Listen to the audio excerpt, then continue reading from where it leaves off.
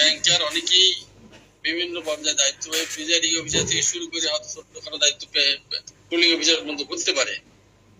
সে ব্যবসায় তাদেরকে ভোট দেওয়া ইনশিওর করিয়া যদি দায়িত্ব পালন করতে পারে তাহলে মনে হয় কি করা যায়, সে মাসুদ ভাই যদি জবাব দেন।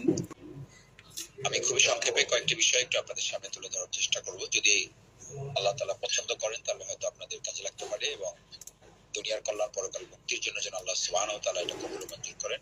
আমরা সবাই বলি আমিন। এলাকা ভেদে সংশ্লিষ্ট দায়িত্বশীলদের সাথে পরামর্শ করে ওনার ওখানে ইম্পর্টেন্সটা কোনটায়, যদি ওখানে ভিতরে থেকে উনি ভালো সাপোর্ট দিতে পারে তাহলে উনি দায়িত্ব নেবেন। আর যদি উনি বাইরে থেকে ওনার প্রভাব পড়াটা এরকম হয় যে বাইরে থেকে ওভারঅল এনভায়রনমেন্ট মেনটেন করাটা ওনার লোকাল যে সংগঠন আছে, লোকাল অর্গানাইজেশনের সাথে আলোচনা করে ডিসিশনটা হবে।